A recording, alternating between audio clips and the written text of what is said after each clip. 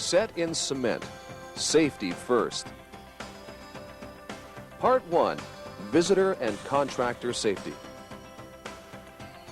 Whether you're a visitor, a contractor, or a new employee, we're pleased to welcome you to our plant.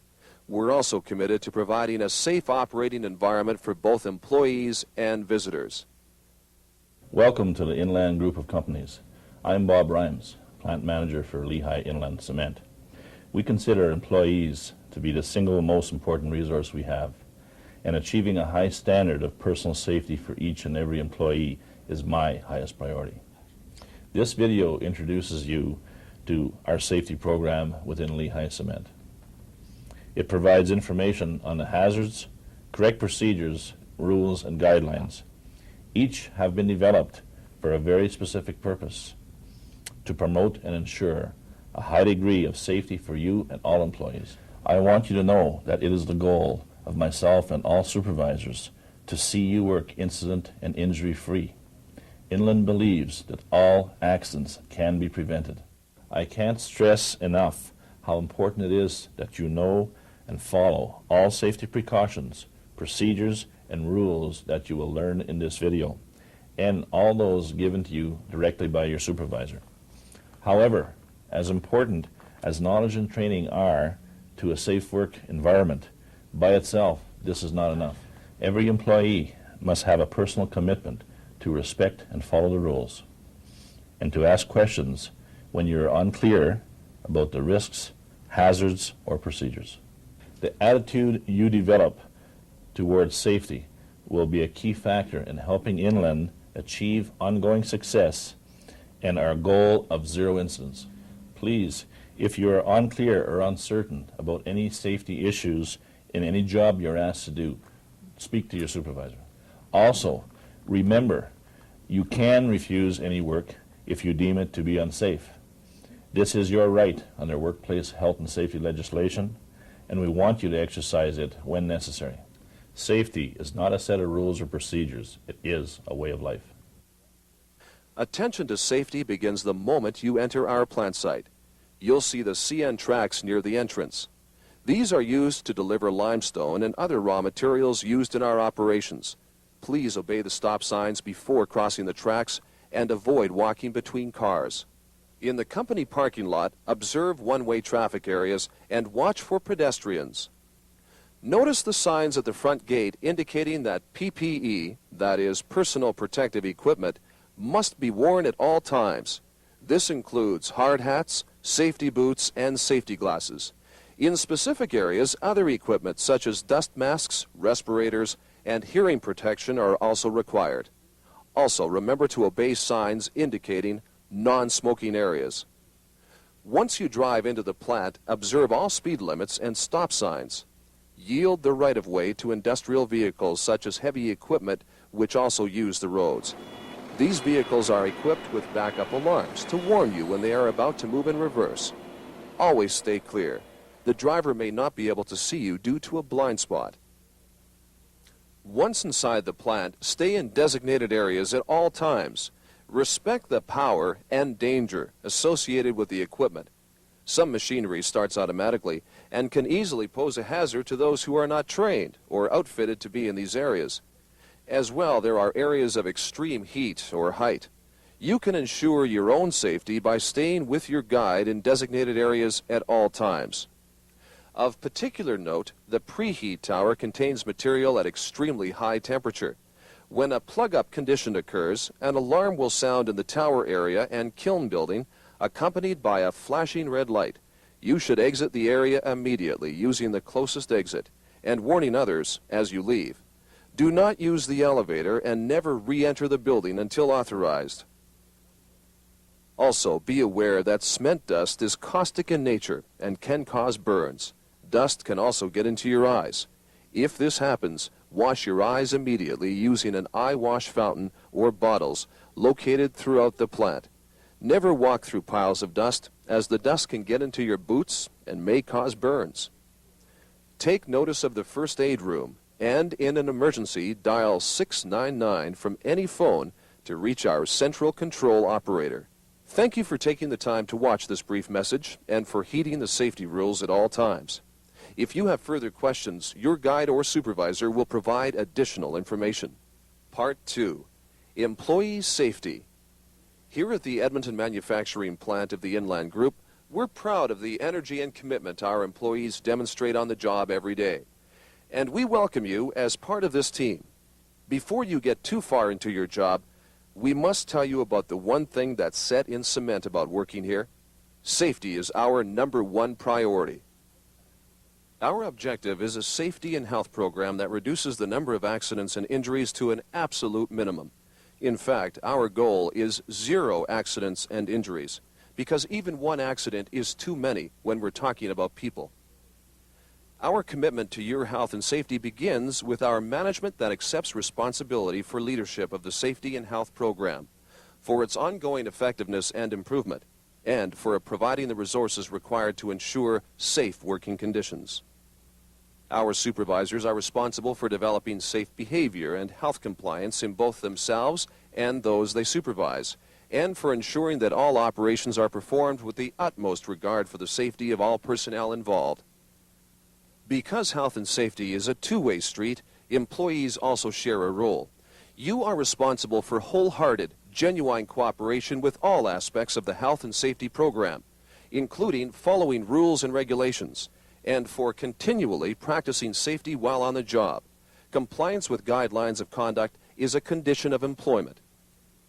This responsibility is so important, it's outlined in Alberta's Occupational Health and Safety Act, Section 2, Subsection 2, which states, employees, while engaged in an occupation, shall take reasonable care to protect their own health and safety, and that of other workers, and to cooperate with his or her employer for the purpose of protecting himself and other workers. This responsibility also means you have the right to refuse work if you believe conditions are dangerous to your health or safety. If such a condition exists, you must immediately contact your department supervisor to ensure the situation is rectified as quickly as possible. Do not ever leave a danger for someone else. This video provides basic safety training in the following areas: personal protective equipment, basic safety procedures, emergency response, and maintaining a safe work environment. Before we start, it's important to note that if you are young or just beginning your first job in an industrial environment, you are at greater risk than other employees. Your anxiousness to prove yourself of value, combined with limited experience, means you are more likely to miss dangers and risks that are readily recognized by those with more experience.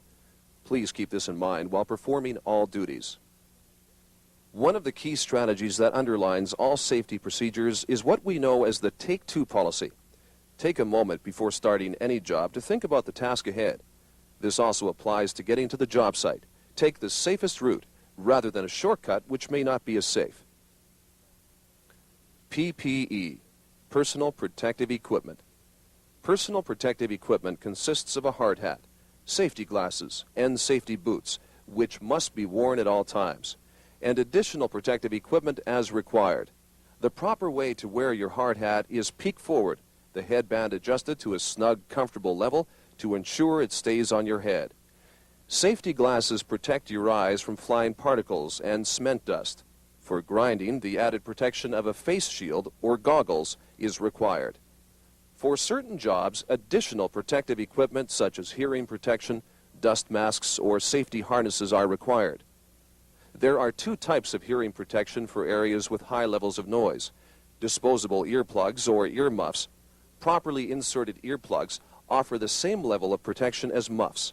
A dust mask should be worn in areas where dust is present due to the nature of the operation. When welding, screens must be in place to protect other employees from flash injuries to eyes. If fume hoods are available, such as in the maintenance shop, they must be used. Your regular job may include cleaning up around conveyors or rotating equipment. Therefore, close attention must also be paid to personal clothing and jewelry. Basic clothing should be close-fitting coveralls or a long-sleeve shirt and long pants. Long hair must be contained. Although gloves are recommended for hand protection, they should never be worn around rotating equipment such as lathes, drill presses, or milling machines. Jewelry such as finger rings, necklaces, or bracelets are injury hazards and should not be worn if working with moving machinery and electricity, or when handling materials or engaged in climbing or construction activities. Number 2, basic safety procedures. There are specific safety procedures which must be followed with regards to vehicles, conveyors, lockout, electrical rooms, confined spaces, fall protection, hot work, lifting, and suspended loads. Vehicles such as semi-trucks, loaders, and forklifts are an important part of working at the plant. These vehicles travel the site regularly and frequently need to back up. Each piece of equipment has a backup alarm to warn others of a vehicle traveling in reverse. A visual check is also important and is a shared responsibility between both the equipment operator and for those on the ground. The operator is responsible for a safe backup and is required to make a vehicle check before proceeding. Those on the ground must not approach a vehicle until they have made eye contact with the operator and both know which direction the other intends to travel. This is necessary because blind spots exist where the operator may not be able to see you. Never pass in front of or behind equipment until it is safe to do so. In North America, industrial vehicles account for several fatal accidents each year. Plant equipment such as conveyors may have a start warning which sounds prior to startup of the equipment.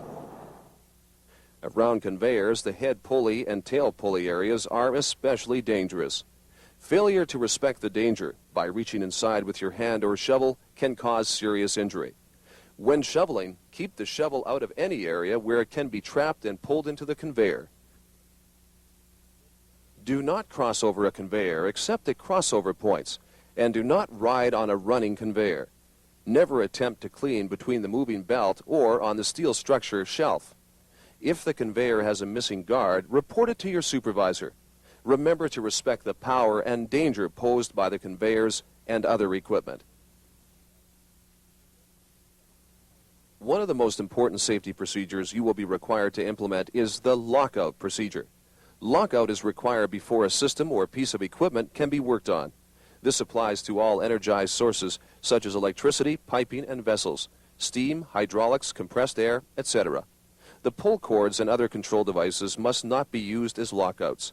Each employee required to lock out equipment will be given a personal lock, which must be placed directly on the main disconnect for the power, or on a lockout box which contains the locks for that system. Never attempt to work on any piece of equipment until you know it is locked out with your lock. Never rely on someone else's safety lock for your own protection. When more than one employee is working on a system or piece of equipment, each employee must have their own personal safety lock in place to guarantee their own safety.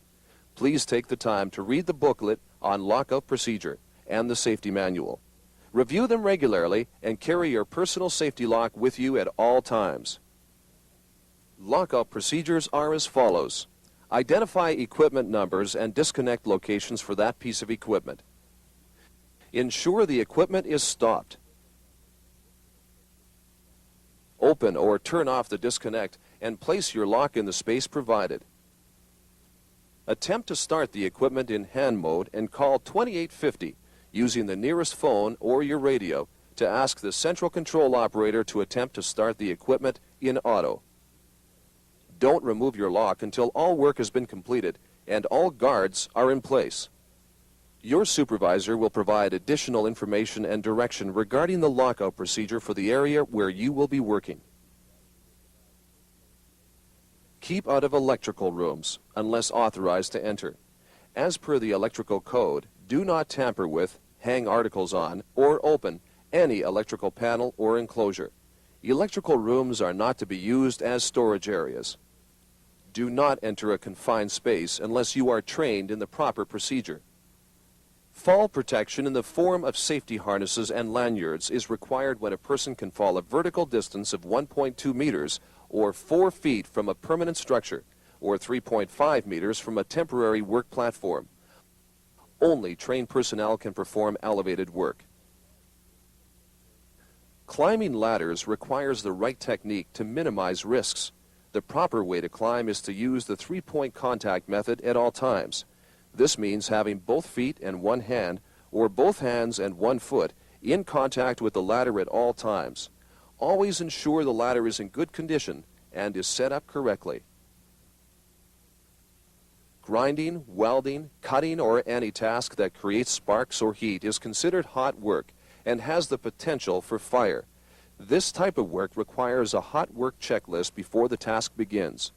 As well, a fire extinguisher must be at the worksite and combustible matter must be removed if possible. If not, it must be covered or protected.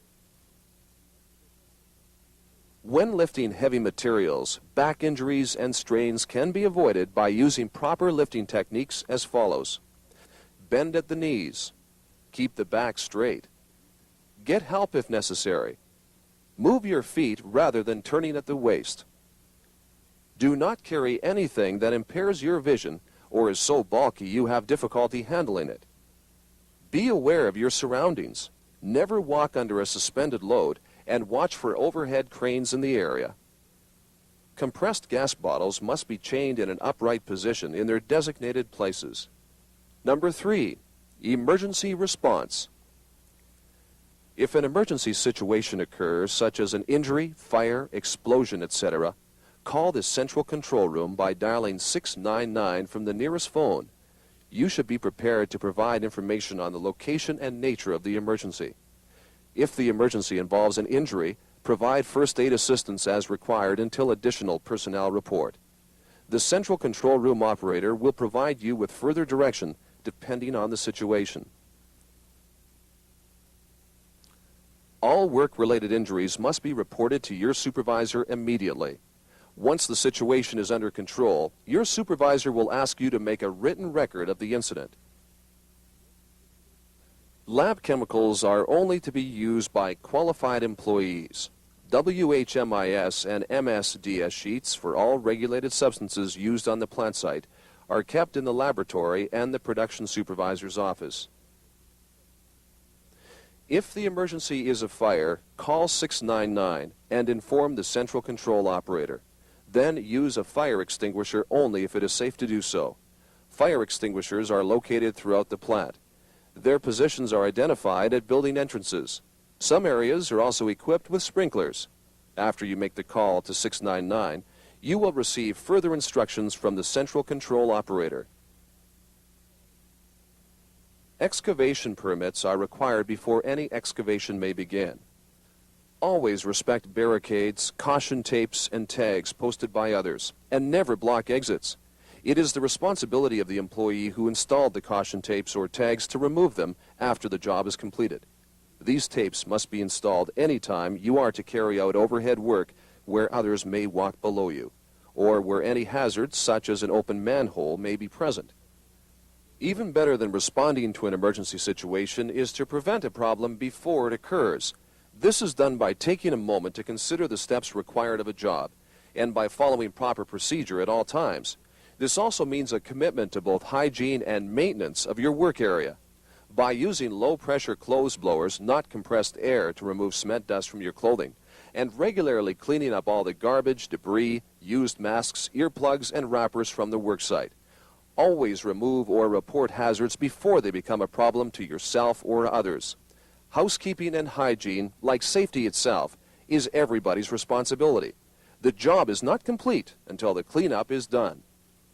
You have now completed the video portion of your training and are knowledgeable in the basics of personal protective equipment, basic safety procedures, emergency response, and maintaining a safe work environment. The next step in your training will be to complete the interactive computer-based construction safety training program. This will be completed within your first week of employment. Your supervisor will provide you with additional information specific to your job and organize a tour guided by an experienced employee to highlight safety concerns. You should take the time to use the safety manuals located throughout the plant. Here are 2 final reminders regarding your safety. First, if you don't understand the safety rules or procedures as they apply to the job you are doing, do not proceed until you have discussed them with your supervisor. It is absolutely critical that you know the risks involved and that you are protected before you proceed.